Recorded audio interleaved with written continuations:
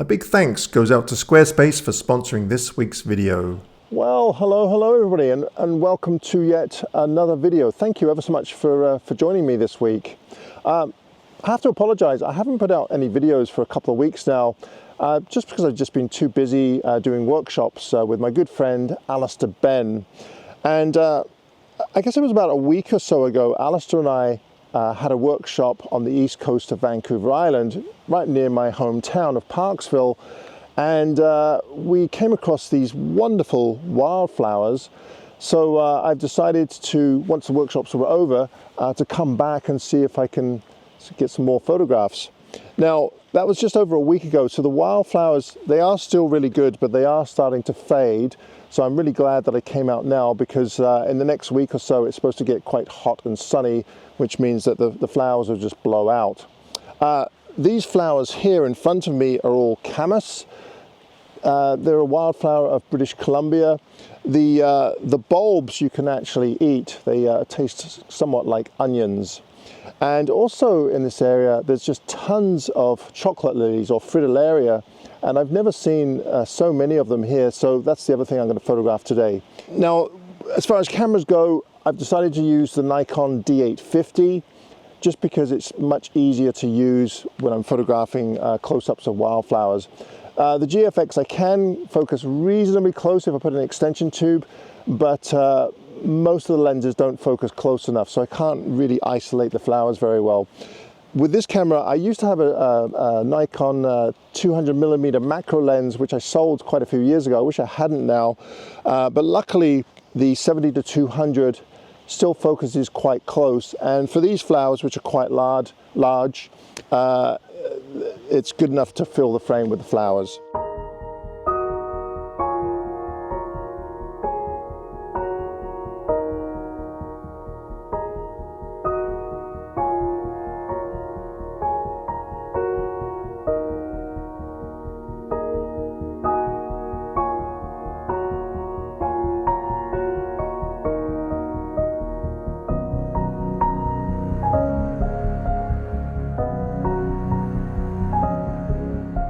One of the reasons why I like using the longer focal lengths is that it gives me lots more working distance from my subject matter.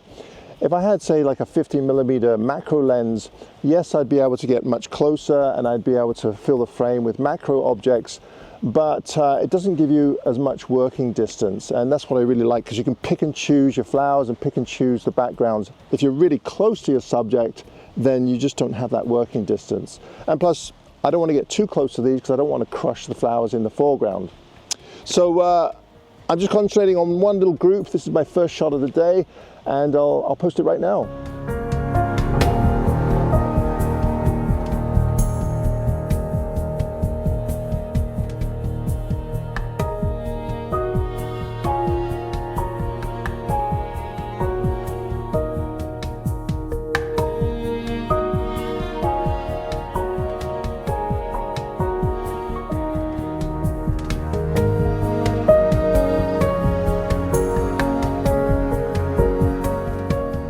Okay, now one of the things you may have noticed is it's very sunny today, and even if I wanted to take more of a landscape shot, the light right now is just a bit harsh.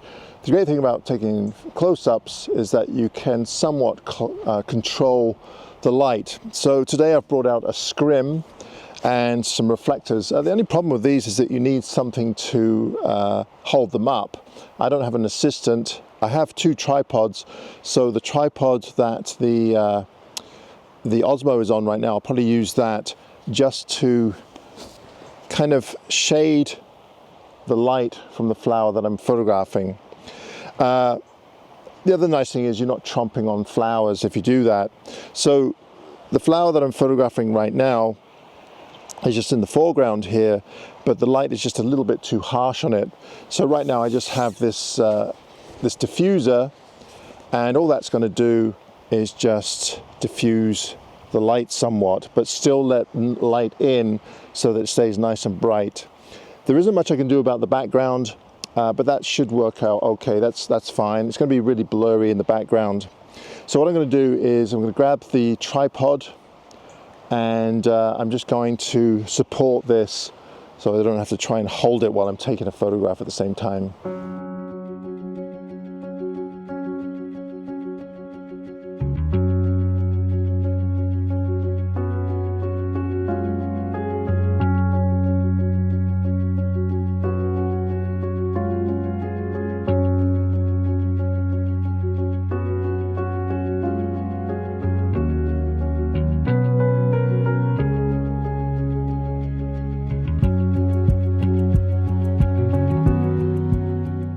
Okay, so I've gone from the camas to the fritillaria. I'm hoping to try and get some fritillaria with blue in the background. That would be really nice. When I was here last time, I found some yellow ones, which was just beautiful, and I was able to get some camas behind them, quite blurry. Now, unfortunately, I was using the GFX, and I didn't have an extension tube, so I couldn't really get the angle of view that I wanted, so I had to do a bit of Photoshop work in there to try and blur out the background just ever so slightly, and I got rid of a few distracting elements, but I'll show you that photograph in a minute.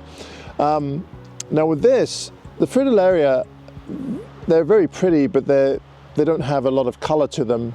Kind of have a yellow and brown checkerboard pattern on them. Now a minute ago the clouds had moved in, which was quite nice, and I was able to reflect just a little bit of gold light in there. There's a bit more sunshine now, so I'll take a couple of images, some with and some without, and then just pick the ones that I like the best, because sometimes the gold effects might be too much. An alternative to that would be just to reflect some white in there, just a bit of light, and then there's a silver reflector in here as well, but I think I'll stay away from that one. But a bit of gold can sometimes be really quite lovely, just as long as you're not overdoing it.